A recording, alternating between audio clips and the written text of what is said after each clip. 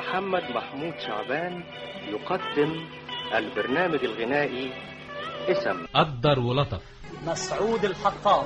زارع المعروف. عوف الأصيل. برنامج غنائي من وضع عبد الفتاح مصطفى، ألحان أحمد صدقي، وإخراج أنور المشري.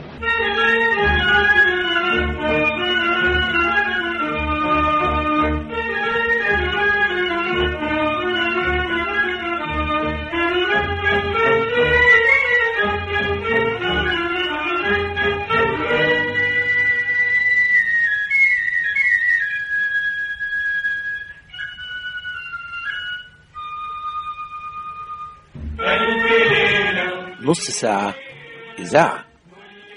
إعداد وتقديم محمد عبد العزيز عطية. الهندسة الإذاعية أحمد حسين. إخراج أحمد نجم.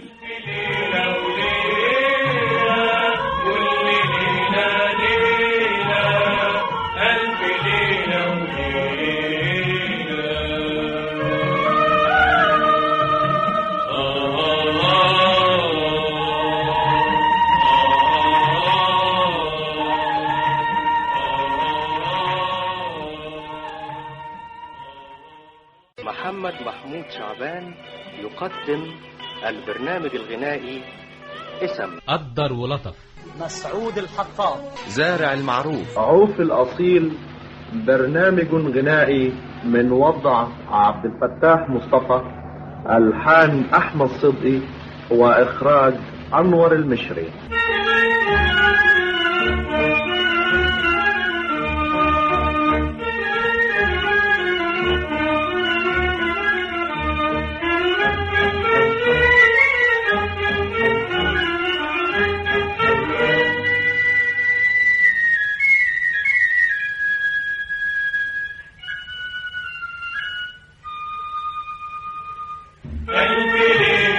نص ساعة إذاعة. إعداد وتقديم محمد عبد العزيز عطية. الهندسة الإذاعية أحمد حسين. إخراج أحمد نجم.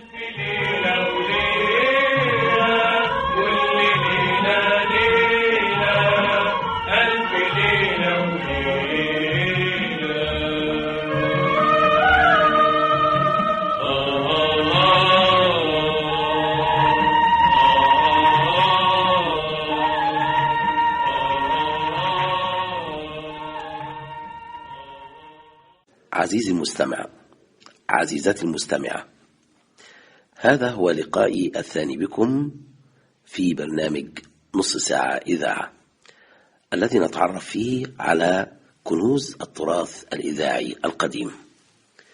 وكما وعدتكم من قبل، إني النهاردة نناقش مع بعض ونحلل البرنامج الإذاعي عوف الأصيل.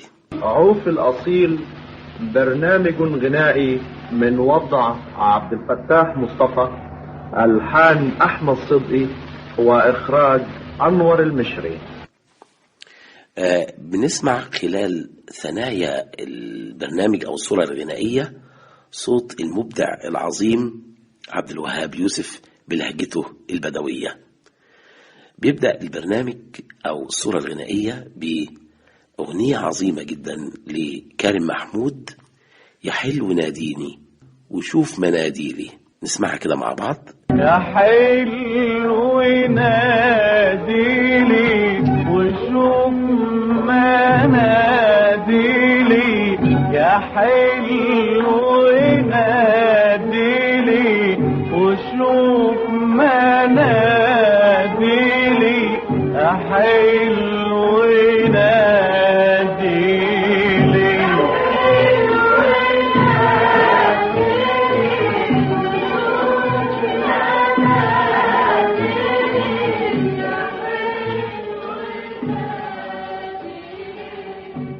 عندي حرير هندي والثوب على قدك، عندي حرير هندي والثوب على قدك، لونه جميل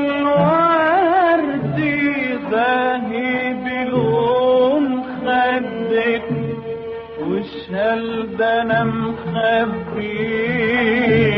ليلة الفرح اهديه والشال ده انا مخبيه ليلة الفرح اهديه واشعل اناديلي واشعل اناديلي حلو ناديلي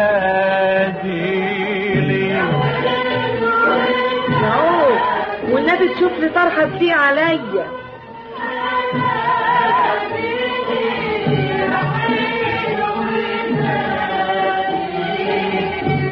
ودي طرحه بتر على حرير قلب ودي طرحه بتر على حرير قلب فوق الجبين تسحر وتجنن الخطاب منسوجة يا صراحة للعز والفرحة منسوجة يا صراحة للعز والفرحة وللمواويلي وللمواويلي أحلو ناديلي. والحته من دي بكام؟ من غير فلوس.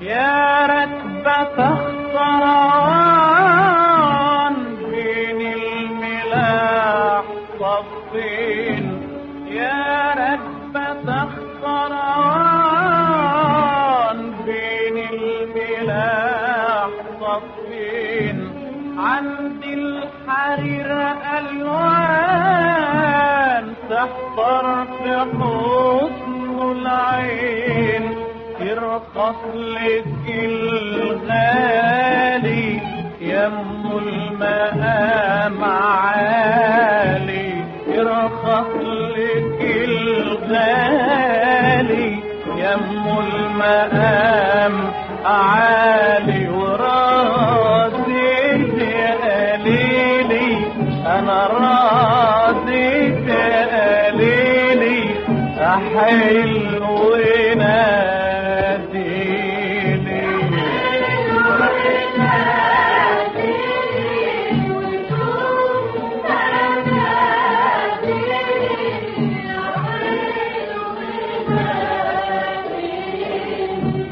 وبنرجع بعد الفاصل ده ونقول ان يعني وجود او البداية في الصورة الغنائية كانت في سوق الحريرية بسكة بين القصرين بالقاهرة، وعوف مشغول ببيع الحرير للناس، والناس طبعا واضح انها بتثني عليه.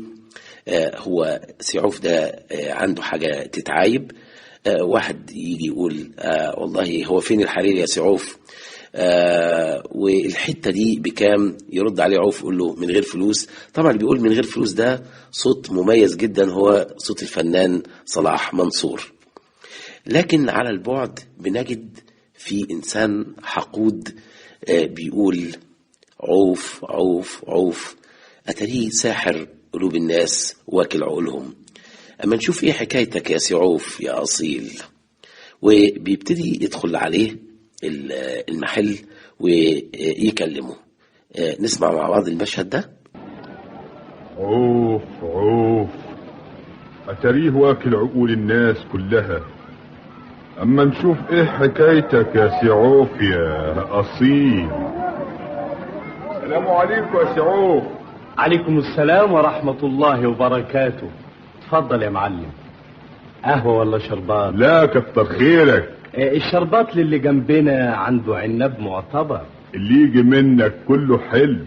اسمع يا ابني. على ايه بس ملوش لازمة؟ هات لنا سطل عناب. شرفتنا يا معلم. الله يحفظك. والله يا سعوف انت اسر الجميع بذوقك وشهامتك. العفو يا معلم. انا اصلي شفت زحمة الصبحية شغلاك، قلت استنى لما السوق يروق عشان اكلمك كلمتين. يا اهلا وسهلا، خير ان شاء الله. بقى محسوبك سيد طبوش العكر، ابن المعلم طبوش العكر اللي كان فاتح مزبغة في ضرب الزنكلوني. ايوه عليك نور. طب ده احنا معرفة قديمة قوي يا اخي. ده والد الله يرحمه ما كانش يصبغ الحرير اللي عندكم. امال قفلتوا المزبغة ليه؟ اصل بعد عنك طمع الدنيا يعمل اكتر من كده. بعد موت ابويا الشيطان دخل بين الاخوات وبعضها، قمنا قفلناها وكل واحد راح لحاله. لا حول ولا قوة الا بالله. اتفضل يا عناب يا معلم سيد.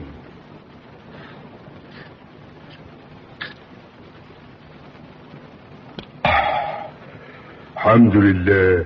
هنية. الله يهنيك. امال المعلم بيشتغل في ايه دلوقتي؟ والله عندي حتتين ملك قاعد عليهم. وهي الحمد لله مستورة. الحمد لله. لكن بقى الواحد كان قليل العقل في مسألة الجواز، كنت اتجوز كتير واطلق كتير. وبعد عنك الواحد يقول يا رب قرش يجيله كرش. اما بقى عندي من الاولاد 13. ربنا يخلي على ايه؟ هو انا عارف اسد عليهم؟ ده انا شايف المر ومر المر.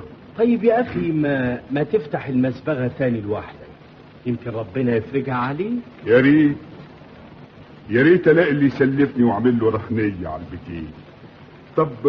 طب ما تفكر لنا في الحكايه دي يا سعوف. ده انت راجل صاحب انسانيه وتحب تفرجها على المتضايق. والله يا معلم ما حب ما عليا ان الناس كلها تكون مبسوطه، لكن بقى ما يقدر على القدره الا ربنا. على كل حال خلينا نفكر في الحكايه دي وربنا يسهل. يعني كمان جمعه بالكتير ان شاء الله. طيب يا سيدي كتر الف خيرك، وبرضه كان عشمنا فيك كده. لكن قبل ان ينصرف هذا الرجل بنلاقي ان عوف بيقول له استنى شويه يا معلم سيد، لان في جماعه العرب اللي هناك دول بيبقوا معاهم شويه انتيكات وحاجات، عايزين نشوف بيقولوا ايه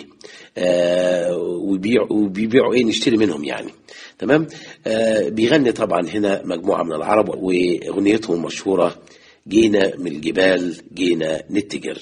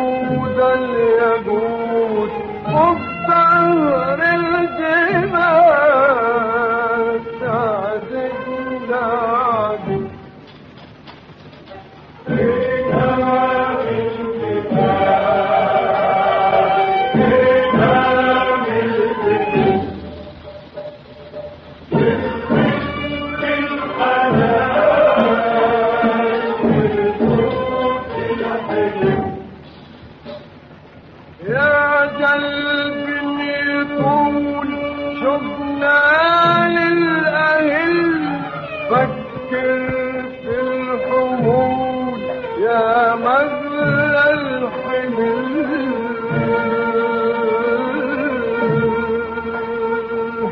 صبرنا وقول يا جمع المهل من بعد المنام طيب الشهيد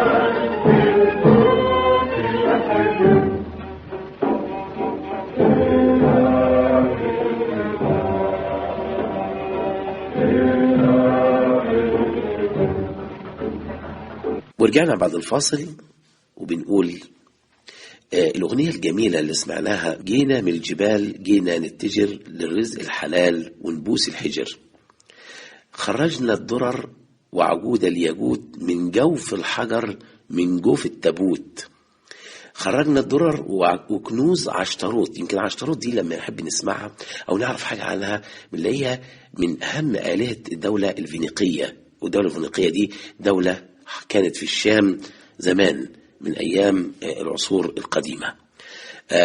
وكنوز عشتروت من جوف الحجر من جوف التابوت. يعني كل هذه الأمور بنلاحظها في الأغنية العظيمة اللي سمعناها دلوقتي.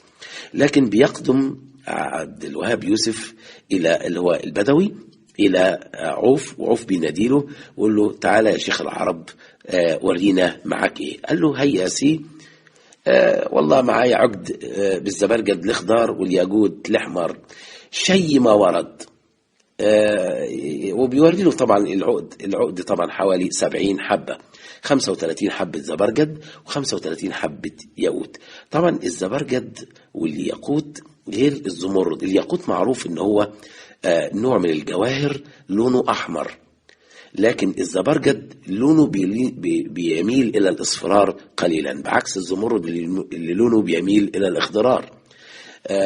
طبعا بيشوف العقد ده وبيعجب بيه جدا ويقول له بكام العقد ده يا شيخ العرب؟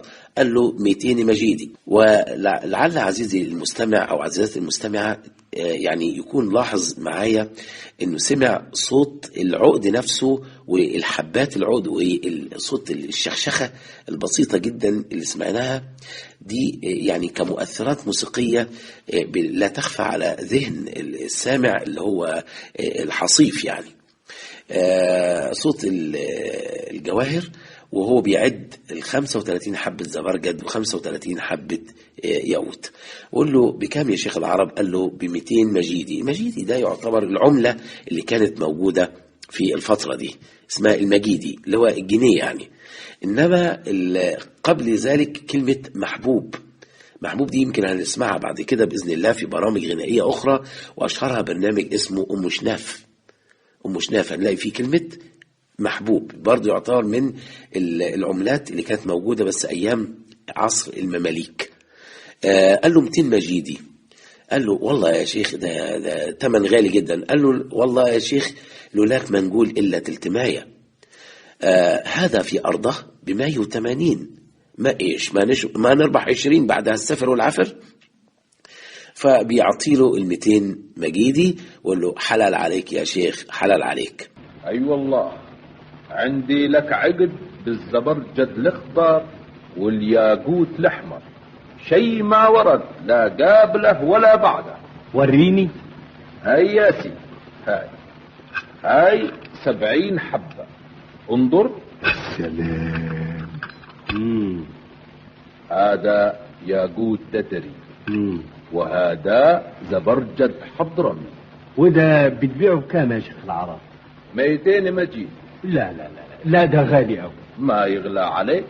والله لولاك ما نقول إلا تلت ماية. يعني مش ممكن تخفض لنا حاجة؟ شوف يا خالد، نحن ما نيد الحضر خطافين ولا قناصين. ما نريد ربح إلا على قدر المشقة. طيب هذا في أرضه ب180 عاش. ايش ما نربح 20 بعد هالسفر والعفر؟ ايه رأيك يا معلم سيد؟ ما تأخذنيش، اصل انا في الحاجات دي ما فهمش قوي. ورينا اما اشوفه كويس. يا سلام، ده حاجة عظيمة صحيح. 5 10 15 20 25 30 35 فص زبرجد و35 فص ياقوت. على بركة الله. ها خد عد يا شيخ العرب. حلال عليك يا سيد، حلال عليك. مبروك يا سعوف. الله يبارك فيك. استأذن انا بقى. طيب يا سيدي شرف. على كل حال انا فاكر حكايتك، ولما تفوت عليا بعد 2 3 اكون دبرتها لك ان شاء الله. ربنا ما يحرمناش منك ابدا يا سعوف يا ابو الانسانية. العفو. نلاحظ حتى في نغمة الصوت لسيد طبوش العكر وهو بيقول استأذن انا بقى، يعني دليل على التحفز وانه ناوي بالشر وهو بيقول الكلمة دي. بعد انصراف سيد طبوش العكر فبيقول طبعا عوف الأصيل اللي هو صلاح منصور بيكلم عبد الوهاب يوسف اللي هو البدوي ويقول له يا شيخ العرب أنا كنت سامعكم بتغني أغاني كويسة جدا، ما تقدرش تسمعنا حاجة من أغانيك دي؟ قال له طب وإيش اسم الكريم؟ قال له إيش لازمة اسمي في الغنى؟ قال له لاجل نخمر لك. قال له تخمر لي؟ قال له قصدك تقول يعني زي ما احنا بنقول بلغتنا يعني نرص الموال. اسمي عوف. على طول طبعا بسرعة البديهة بيبتدي البدوي يغني له أغنية فيها شيء من النصائح وكأن قلبه حاسس باللي هيحصل بعد شوية. ايه رأيكم نسمع مع بعض جزئية الأغنية دي؟ عوف يا زين الاسم يا عوف، غني يا راجل. الاسم عوف يا راجل والنوايا زين، والأصل طيب يا راجل والنوايا زين.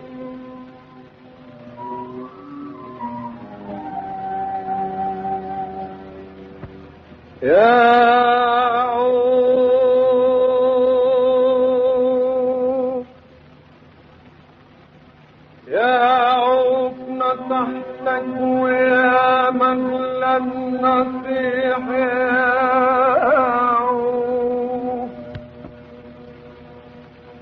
غير وجه ربك ما تقصد في الرجا والخوف. يا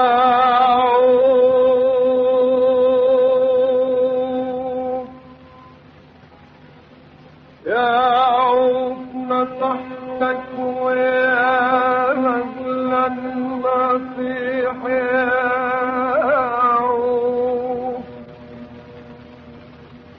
غير وجه ربك ما تقصد في الرجا والخوف، ولا تولف على أهل الخيانة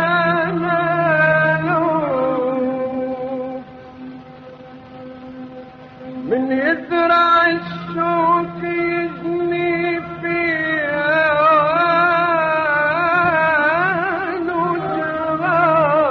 جراح،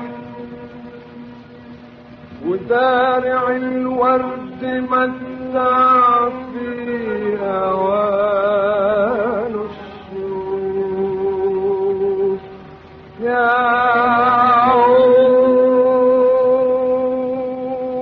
ورجعنا لكم بعد الفاصل وبنسمع سيد طبوش العكر بيروح لقاضي قضاة المدينة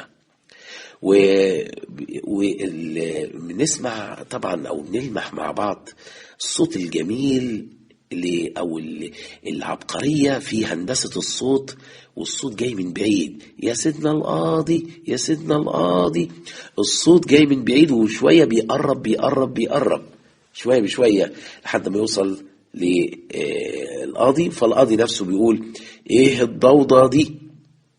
ده صوت عبد الرحيم الزرقاني القاضي.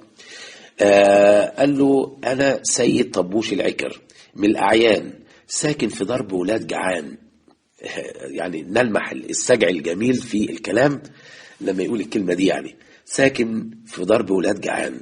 قال له: إيه حكايتك يا سيد؟ خرجت السوق الصبح اشتري لوازم لأهل بيتي، وبعدين لقيت الجماعة البدو اللي بيبيعوا الجواهر الأنتيكة ومعاهم عقد زبرجد وياقوت. اشتريته لبنتي ب200 مجيدي، خفت اشيله في جيبي ينسرق في زحمة السوق.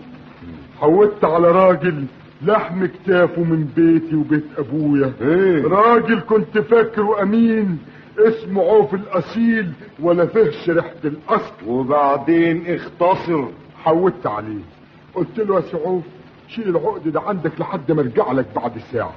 مسكه وقلبه في ايديه ولمعت عينيه ووشه ارتعش، لكن انا ما خدتش في بالي. كمل. رجعت له بعد ما وديت لوازم البيت. السلام عليكم يا سعوف. عليكم السلام. اديني الامانة كتر خيرك. امانة ايه يا خبر زي بعضه؟ العقد يا سعوف. عقد ايه؟ انت جرى لعقلك حاجة؟ انا لقيته بيكلمني جد، عقلي شد من دماغي. كان فيه شهود؟ 1000 واحد شاهدين يا فضيلة القاضي.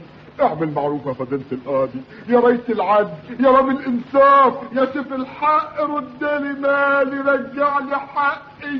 200 مجيد يا عالم هيقسموا وسطي، يا عقدي يا عقدي. طبعا للأسف بنسمع هنا يعني خطأ كبير جدا، إن هو لسه بيتكلم سيد طبوش العكر وفي الوقت نفسه الحراس بيدخلوا عوف إلى ساحة القضاء. نسمع الجزء ده كده مع بعض. يا عقدي يا عقدي دخلوه عسكر، دخلوه. هم جابوه العسكر يا فضيلة القاضي. ورجعنا بعد الفاصل ونقول ان الحراس بيدخلوا عوف الاصيل الى ساحة القضاء، وبيقابل القاضي اللي هو عبد الرحيم الزرقاني. واول لما بيخش بيستلفت نظره وجود المعلم سيد طبوش العكر. الله، معلم سيد؟ انت عوف الاصيل الحريري بسكة بين القصرين؟ ايوه يا فضيلة القاضي.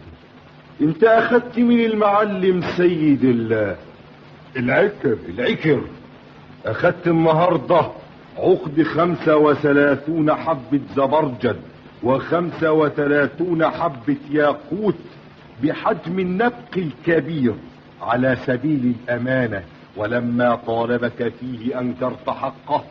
انا اقولك ايه؟ اسمح لي يا فضيلة القاضي اكلم المعلم سيد كلمة سر بيني وبينه. لا يا فضيلة القاضي، انا لا عاوز اكلمه ولا حديته، خلي العدل ياخد مجراه. افتكر ضروري الكلمة دي يا عوف، يمكن تفيد يا فضيلة القاضي. لا مانع عنه. شوف هيقول لك ايه يا معلم سيد. سمعا وطاعة، لامر فضيلتكم بس هقبل ان لسانه يقع على لساني. قول يا سيدي. طيب تعالى في الركن يا معلم سيد. انت عملت كده ليه؟ انت هتعتبني ولا ايه؟ لا بس اعرف ايه سبب البهدلة دي كلها. انا مش وعدتك اني هسلفك اللي انت عايزه؟ مش عايز. طيب وده جزات المعروف؟ وانت حد قال لك اعمل معروف؟ اصلي اللي خلاني اعمل كده. وانا قلة اصلي اللي خلاتني اعمل كده. عايز حاجة بقى؟ لا خلاص يا فضيلة القاضي، احكم باللي يرضيك. يعني اعترف؟ وهو يقدر يقول حاجة فضيلة القاضي؟ شهود، وادي الشهود، والعقد اتواجد في درج دكانه، هيقول ايه؟ خد العقد بتاعك يا معلم سيد. حكمنا بجلد عوف الاصيل الحريري بسكة بين القصرين 20 جلدة، وتغريم 500 مجيدي عقوبة له على الخيانة وردعا لأمثاله. وفجأة بنسمع صوت عبد الوهاب يوسف البدوي يا سيد القاضي يا سيد القاضي يا سيد القاضي. طبعا الصوت بيتقدم شوية بشوية، وبيبدأ الحراس ياخدوا عوف لتنفيذ الحكم، لكن بنسمع صوت عوف وهو بيقول: ده البدوي اللي باع لي العقد. بيقولها بمنتهى التعلق والتلهف الشديد جدا. ليه؟ لأنه وكأن ده اللي هينقذه فعلا قبل تنفيذ الحكم فيه. طبعا يقول القاضي: هاتوه. ده البدوي اللي باع لي العقد، هاتوه. يا سيد القاضي يا سيد القاضي، السماح والعفو، احنا بدو مساكين غلبانين. ايه حكايتك؟ انا عارف ان سي عوف جاي شاكي، واحنا ما نريد نضيع صيتنا في الحضر. احنا اشراف حق الله. يشاكيكم ليه يا سيد القاضي؟ نحنا بعنا له عقد في الصباح ب200 مجيد، لكن حينما رجعت لبوي وخبرته لطمني على وجهي. ليه؟ قال: يا ويلك تفضحنا عند سيد السوق. وايه هي الفضيحة اللي خاف منها ابوك؟ يا سيد القاضي، نحنا طريقنا في الصحاري والجبال مليان لصوص وقطاع طريق، وحمولنا غالية ونخاف عليها. لأجل هذا نصنع حمولة زايفة، نوضعها في الحقايب والأكياس، ونخفي الجوهر الحق في رحال الجمال.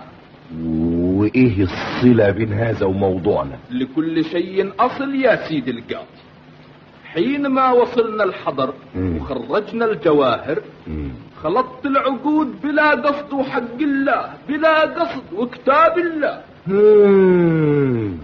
يعني عايز تقول ان العقد اللي بعته العوف كان زائف؟ نعم يا سيد القاضي. هذا العقد من العقود الزايفة، وما دريت حقيقته إلا حينما عدت البوي وفزعني. وبعدين جريت على السوق ندور على سي عوف، ما لقينا. قالوا راح يقاضينا، قالوا راح يقاضينا، قالوا راح مع الشرطة. قلت يا ويل، قلت يا عاري، راح يقاضينا. وجبت معاك العقد الصحيح؟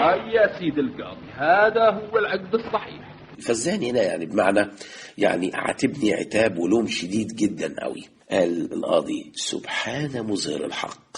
ثم التفت إلى سيد طبوش العكر وقال له: مالك وشك اصفر لي يا عكر، وروحك هتطلع، أخزاك الله يا كاذب. يا سلام، سبحان مظهر الحق. الحمد لله. مالك وشك اصفر يا عكر، وروحك هتطلع، أخزاك الله يا كاذب. تبت إلى الله يا فضيلة القاضي. خدوه اجلدوه 50 جلدة ودوروا بيه في المدينة لاجل تعرف الناس حقيقة أمره، ونصون للراجل الشريف عوف الأصيل اسمه وسمعته. أنا فعلتك يا فضيلة القاضي، تبت يا فضيلة القاضي. خدوه. من هنا طبعا نشوف ان الحكمة الأساسية من الصورة الغنائية العظيمة للشاعر عبد الفتاح مصطفى، انه جزاء دايما المعروف لازم يكون المعروف والخير، وان جزاء الطمع دائما جزاء سيء للغاية. الإنسان لما يكون أصيل في معاملته وجيد في معاملته مع الغير كان لابد ده يعود عليه طبعا بكل خير. ده اللي احنا شفناه من عوف الأصيل، ولكن مع موسيقى رائعة جدا من أحمد صدقي وإخراج جيد جدا من أنور المشري كنا بنجد هذه الصورة الغنائية البديعة. عزيزي المستمع، عزيزتي المستمعة، أشكركم، وإن شاء الله نتقابل في الأسبوع القادم مع صورة غنائية أخرى. إلى أن يحين هذا الموعد أترككم في رعاية الله وأمنه، والسلام عليكم ورحمة الله وبركاته. نص ساعة إذاعة، إعداد وتقديم محمد عبد العزيز عطية، الهندسة الإذاعية أحمد حسين. إخراج أحمد نجم.